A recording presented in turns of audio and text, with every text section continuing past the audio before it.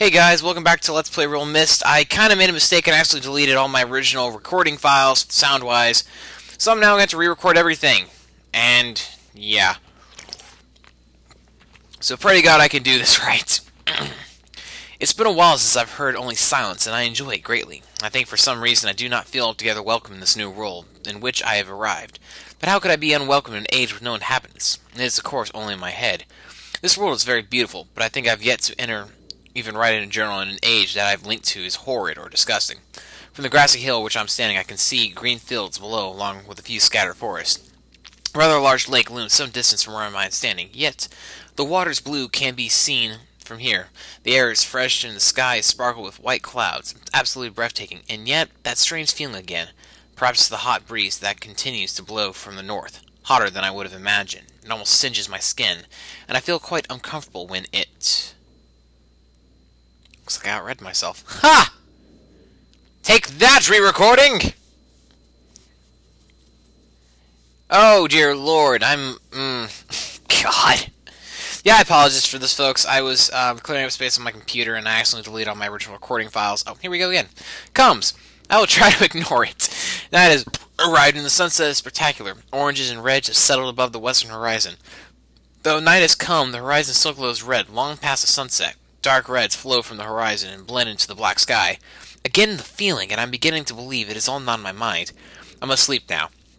I will need my strength to explore tomorrow. I've had to return home due to unpredictable natural occurrence more frightening than I have ever experienced. I was awakened by terrible shakings in the ground and explosions on all sides of me. Gigantic balls of fire were falling from the sky, and I immediately left in fear of my life. I must remember to bring a Myst linking book with me when I return in case the one left has been destroyed or damaged. Turn the page now. Turn the page. There we go! I've returned to a different world than the one I left only 3 months ago. It has been transformed into a barren desert land with only gigantic craters scattered across the land to provide variety. Strangely enough, the small grassy hill which I spent my first night remains exactly the way I found it. Apparently the falling meteors did not hit this area, leaving an oasis in the midst of this horrible desolation. Hot one, I remember, it has turned into a rather pleasant breeze, which is at least one improvement. I fear it is the only improvement. The magnificent lake I saw on my first visit is now completely dried up. However, another lake now exists and appears to be quite a bit larger. I assume one of the falling meteors created this lake due to its circular shape and the jetting rock that grows out of the center of the lake. The rest of this world seems like a desert, although I will verify that when I come back. Though this world has little visual excitement to offer, for as much as the ears, sounds constantly through my ears, and I've found where a few of them originate. It seems, as Catherine says, I do find beauty in everything. Last night I was awakened by a horrible hissing, and I was sweating, and the heat was so intense that I immediately dripped head in a nearby stream to cool it down. A hot breeze had returned, along with a low roar from the ground. I walked a short distance and observed some red flames shooting up from the earth. Suddenly, the ground began to crack, and a huge chasm opened. The chasm continued to grow until it was far too wide to cross. Then the tumult subsided, leaving only a small, dull roar. I decided, however, I can use the chasm to my advantage. Perhaps the heat from the chasm can be harnessed. God, I hate re-recording so frickin' much. At least I'm not having to replay through the damn game. Just watch a video and, oh, here we go again. Even as the chasm has ripped into the surface of this world, it has opened up a whole new world to explore. Although uncomfortably hot, I found it possible to reach a cave in the chasm that has been created, and have now explored deep into the crust of this planet. I have found a vast underground cave system that will take many years to map and explore. I'll also look for a safer way to reach the underground than through the chasm wall. This age seems to change on its own, so I feel I should leave again and see if things are different than when I return. It's also important that I check in on Sirius and Akinar and make sure everything is going well. When I return, I also hope to bring back some tools I'll need for my plans to explore the underground. The abundance of raw materials here is beginning to amaze me. I've returned with some of my complex tools I knew I would be needing. I assumed I would have to return for some basic materials. However, it seems as though I will be able to find everything I need here. Of course, iron is abundant. I also found titanium occurring naturally. I am all the more excited to begin work. Everything is set, and I look forward to tomorrow. My raw materials are all here. I think I'll be able to have most of my additions to this age completed within 1 year. I still love working with my hands. whether writing or building. And of course, from here on out, the majority of the book is now basically blank because I'm only assuming the heat from this age probably got rid of the ink. I'm leaving today in order to bring back Sirius and Achenar. I have left them alone in Channelwood. I believe they will enjoy all there is to see here. The age seems to have stabilized. I believe the meteor set off a period of volcanic activity by piercing into the shallow crust, but the tremors have become few. I've just noticed that a large amount of this journal has curiously vanished from the very pages in which I wrote over the last 18 months. Fortunately, many of my construction notes are in another journal. I do understand the many mysteries of this world, but I trust I'll discover logical answers to my questions. I have a feeling that many of my questions can be answered in another age to which I hope to travel to soon. But for now, I must simply accept this world's mysteries and take pride in my accomplishments. And the piano on the right side is basically a clue to how we can actually gain access to this age. Also, I failed to mention this. Oh, this is also a geographical chart showing the many different parts of the island. I never mentioned this before. I'm kind of surprised I haven't. But make sure that whenever you're playing Myst, you do have a notebook on you to jot down important notes, well, at least what you think are important. It wasn't until Myst 4 that they actually included a journal, like, built into the game. Anyway, we basically come down to this powerhouse thing, because if you remember correctly, one of the keys that we saw in the tower rotation was 59 volts. And this is where we actually input in this large generator room. And the combination is actually fairly simple. It's the combination is button starting from the top, button 1, 2, 4, 6, 8, and 9. Once you have exactly 59 volts, you can then basically return back up to the surface, and we can then continue on with accessing the rest of the age. Yeah. Also, if you notice, it may seem like things are moving a bit slow. It's not my computer's fault. This game was actually pretty slow when it first hit shelves back in 2002, I believe. And in any case, you actually accidentally screwed up on the puzzle. You basically go over there and flip the circuit breaker to reset the power and try it all over again.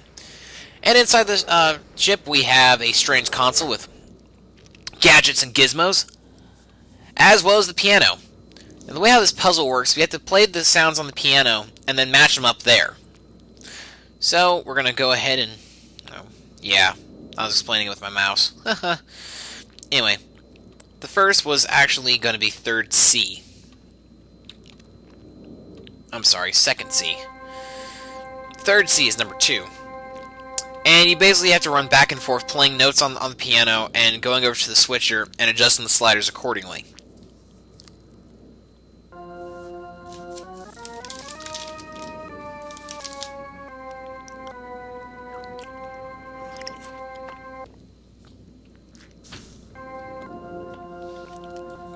And so now we'll go back and do third E.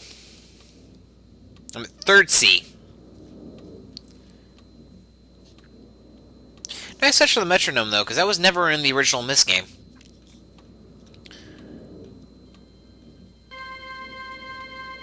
Though, I wonder why they added the metronome in. I guess, I don't know, for teaching, but it kind of seems kind of out of place, in my personal opinion.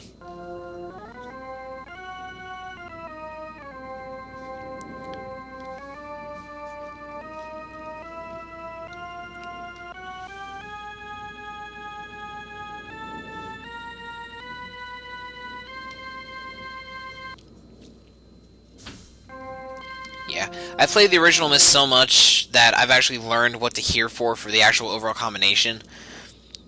So it basically gets to the point where I know I'm off when it doesn't sound right in the sequence. Out of all the, like, entry puzzles there are for to actually get into the ages themselves, I would say this is the one I hate the most. Just because it's so, I don't know, so redundant to have to go back and forth. Basically go back and forth between the two different pieces of the puzzle and make sure you have everything correct.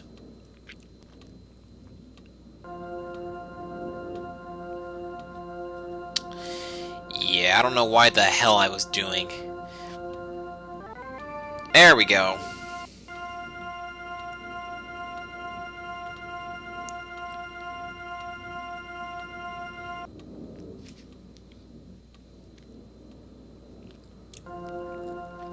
Now, in case you're tone deaf, unfortunately, or you just don't want to bother with this, you basically can count up the scale if you know your correct, how your scales are for the basic piano.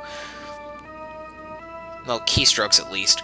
So if you know what the keys are, you can basically theoretically just only use the sliders, but it's so much easier if you can just listen for the tone and then match the tone accordingly.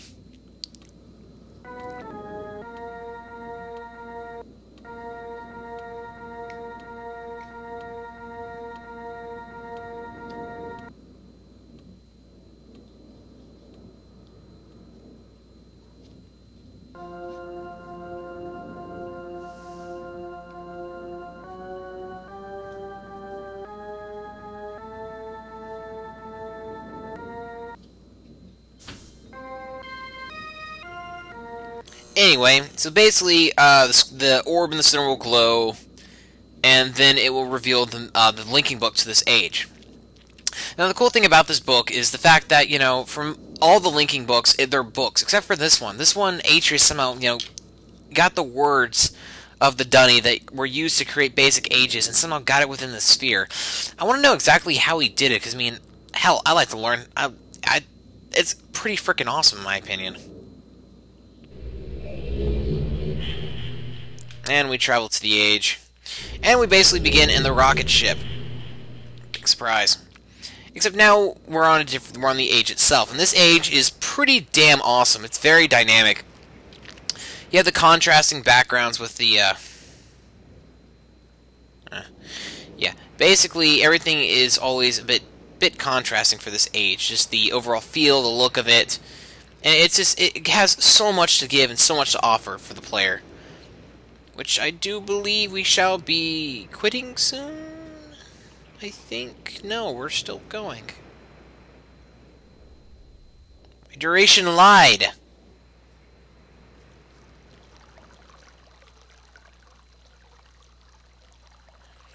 Anyway, we'll basically find ourselves switches, as well as our first page. These switches that we are basically looking at are actually very, very important. And basically help us out. Oh, no, never mind, it didn't lie. It's because that's just what the... Oh, screw it. I'm going to keep on talking because I don't know what I'm saying anymore. Basically, the switches that we find will actually activate the different satellite dishes that we need to link up later for a later puzzle. And, of course, the cool thing about this age is because all this stuff has been rendered in, beautiful 3D, we can actually explore this a tad bit more than we could in the original. Now, probably the most pleasing sound in this entire age is not the clock. The clock is pretty cool to see.